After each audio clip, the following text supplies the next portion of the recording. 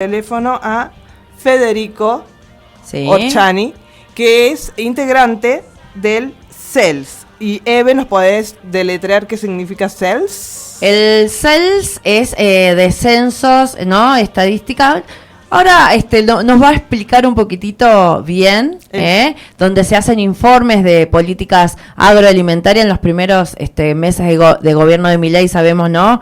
Que ha habido una marcha de un plan ajuste brutal, terrible. Bien. Entonces, Bien. vamos a... Gracias, Eve. Bueno. Ahí entonces, le vamos a dar la bienvenida y los buenos días. Muchas gracias, Federico, por estar del otro lado. Y justamente, como ahí Eve nos contaba, queríamos que charláramos sobre el informe en el cual estuvieron trabajando y nosotros estuvimos ahí leyendo un poco. Explícanos para la audiencia, sobre todo, de qué se trata. Hola, buen día, ¿cómo están? Bueno, primero el CELS es Centro de Estudios Legales y Sociales. Ahí está, ahí está. Para deletrear la sigla, el CELS, muy brevemente, es un organismo de derechos humanos creado en la década del 70 ya, por familiares de víctimas del terrorismo de Estado. Y bueno, tiene distintos equipos, distintas áreas de trabajo. Yo formo parte del área de tierra, vivienda y justicia económica. Uno de los temas que trabajamos es el derecho alimentario, el acceso al derecho a la alimentación. Y bueno, en ese contexto, junto con la Fundación Rosa Luxemburgo y el programa de estudios rurales y territoriales de la Facultad de la carrera de Geografía de la UBA, hicimos un informe sobre los primeros meses de las políticas alimentarias del gobierno de Milei.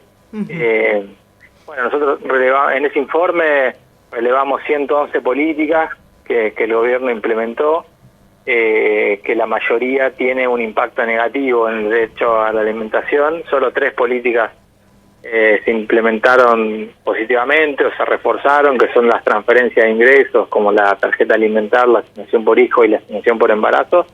Pero bueno, en un contexto de fuerte caída de la actividad, de recesión, que claramente no alcanzan, digamos, ¿no? Porque nosotros lo que constatamos es, un brutal ajuste, como ustedes bien decían al principio, y sobre todo en los primeros meses, ¿no? Hubo una devaluación muy fuerte de la moneda, hubo un salto también muy importante de la inflación, el poder adquisitivo del salario, de los ingresos que ya venía perdiendo, se deterioró mucho más. Pero además en ese contexto el gobierno implementó toda una serie de medidas que, por ejemplo, desregulan el mercado alimentario. El Estado se corre de la intervención, por ejemplo, de la asistencia social, de mandar mercadería y alimentos a los comedores, a las escuelas y a las copas de leche. Eso en términos de acceso de consumo comunitario, pero por ejemplo todo lo que tiene que ver con políticas de control de precios, eso se eliminó todas las agencias del Estado que con eso controlaban los precios, intervenían o regulaban, digamos, la competencia. Además que en términos productivos también hubo toda una serie de medidas que también impactaron en la agricultura familiar campesina indígena, como la intervención, el vaciamiento del Instituto Nacional de Agricultura Familiar, toda una serie de programas que también garantizaban el derecho a la alimentación o que garantizaban el apoyo técnico y el acompañamiento a los pequeños productores y campesinos. Todo eso se vio seriamente afectado. Nosotros decimos que en el conjunto toda esa cantidad de medidas comprometen el derecho a la alimentación, a comer bien. Bien, Federico, estábamos hablando también del informe que ustedes realizaron, el cual lleva un título: Rascar la olla, informe sobre el desmantelamiento de políticas agroalimentarias en los primeros meses del gobierno. Queremos saber por qué el título. ¿Por qué el nombre del título? Sí, porque es una situación muy crítica. A ver, rascar la olla tiene que ver con una situación muy límite. Por ejemplo, en el término en relación al impacto a las organizaciones quizás que están cocinando con la olla popular, o los merenderos en los barrios populares, en las villas de los asentamientos, muchos tuvieron que que achicarse, que cerrar, porque el Estado dejó de mandar mercadería. Eso fue bastante público, ¿no? En muchos medios de comunicación, que creo que eso circuló bastante por la denuncia de organizaciones, que el Estado tenía incluso retenida mercadería en algunos galpones, pero además porque el aumento del costo de vida y el aumento de los alimentos y del costo no solo para producir alimentos, sino para cocinar y para alimentarse, eso lleva a una situación muy límite. Nosotros tomamos dos ejemplos. Por ejemplo, cuánto salía hacer un guiso en noviembre del 2023 a el julio del 2024, ¿no? Y bueno, y el aumento de hacer un guiso es de 151%, ¿no? En el caso del mate cocido, 141%, cuando por encima incluso de el aumento general del precio de los alimentos, ¿no? Y del índice de precio al consumidor.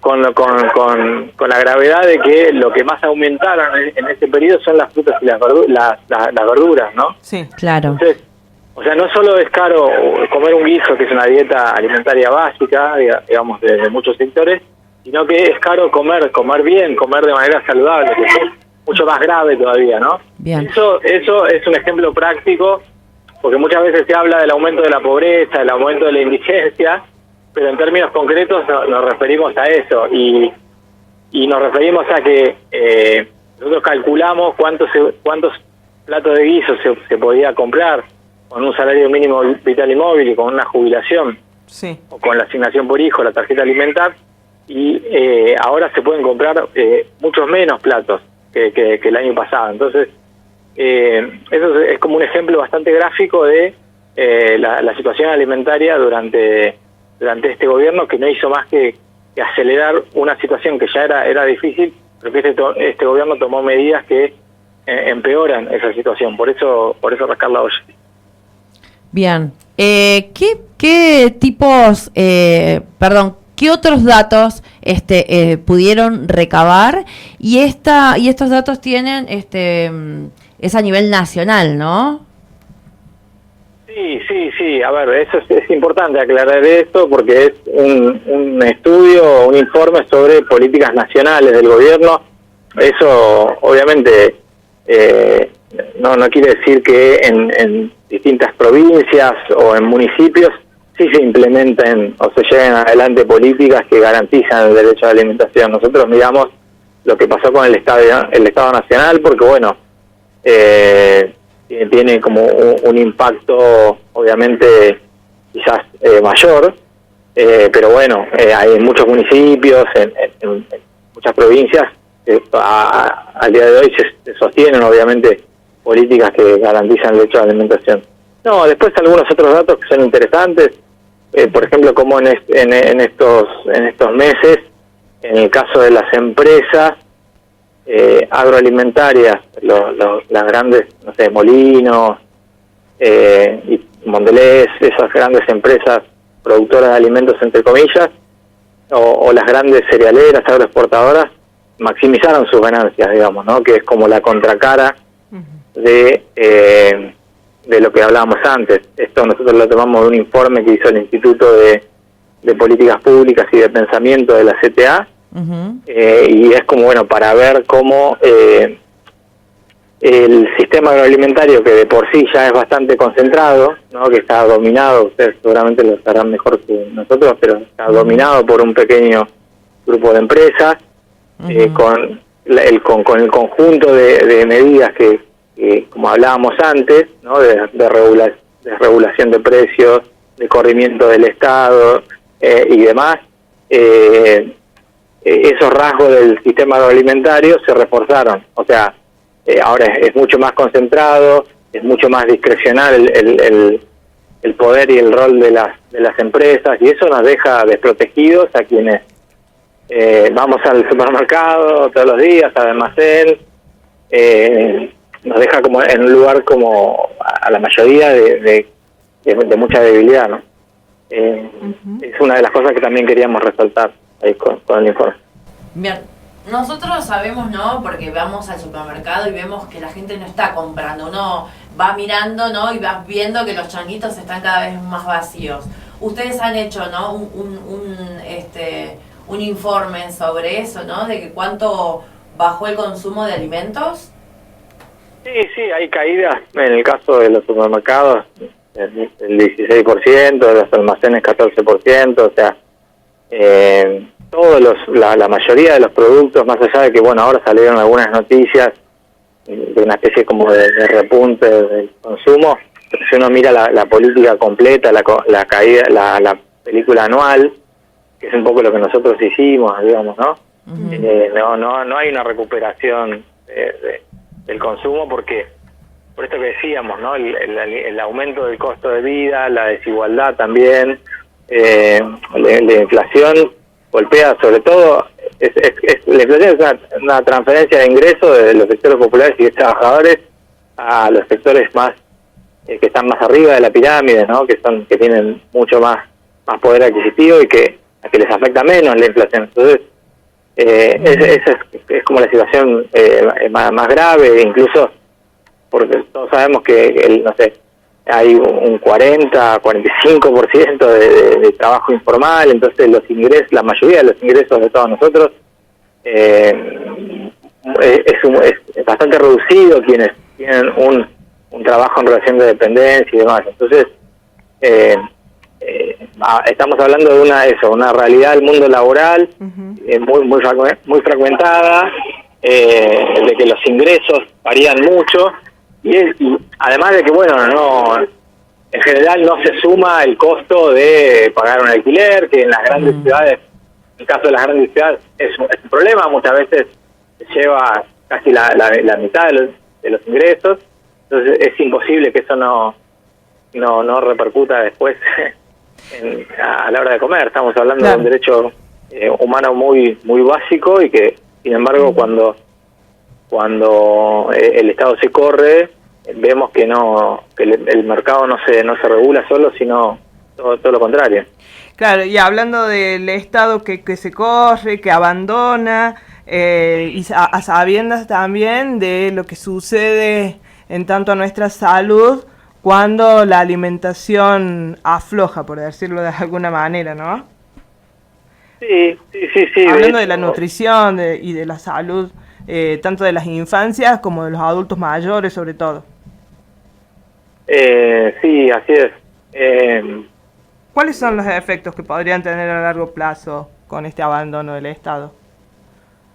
No, a ver, el Estado, bueno, tiene un rol relevante, ¿no? De hecho, nosotros poníamos en el informe también que se financiaron o se eliminaron programas, por ejemplo, de alimentación en las escuelas, que es un programa en términos de costos casi no le insume nada al Estado y que es un programa importante para saber qué comemos, cómo nos alimentamos. Hay otra ley que es la ley de etiquetado frontal que se sancionó hace muy poquito y básicamente es garantizar el acceso a la información para saber qué estamos comiendo, los famosos esos octógonos, que tienen un efecto importante porque además las empresas de la mano de eso cambian sus recetas para que los alimentos sean más saludables y demás.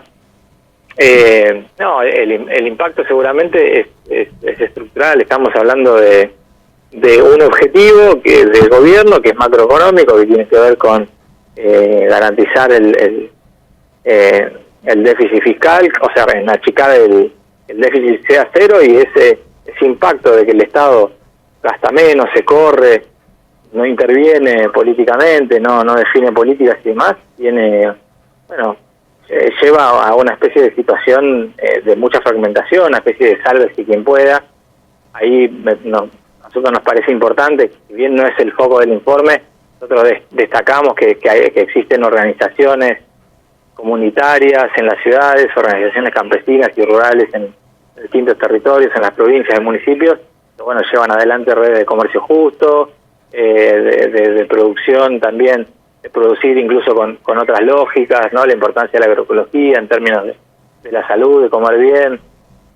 La mayoría de los alimentos frescos que consumimos se producen por por pequeños productores y por la agricultura familiar campesina indígena, y bueno, que es importante, obviamente, de visibilizar, defender el rol también de esos sectores, que bueno, que son fundamentales también para el sostenimiento de las grandes ciudades. Eso muchas veces no se ve, pero también es muy importante. Bien, Federico, bueno, hacemos una preguntita más. Ahí Eve tiene para hacerte. Bueno, vimos que también, bueno, lo que vos estabas hablando, ¿no? El de financiamiento, también de las semillas del INTA, ¿no? Que grandes empresas, familias, ¿no? Iban a buscar para tener su huertita, ¿no? Pero, ¿cuáles son también las dependencias que cerró el gobierno? A ver, sí, hay como una lógica que es achicar la planta del Estado, ¿no? Despedir a trabajadores y técnicos. En el caso del Instituto Nacional de Agricultura Familiar Campesina Indígena, se habla de 900 despidos. Eso tiene un impacto concreto,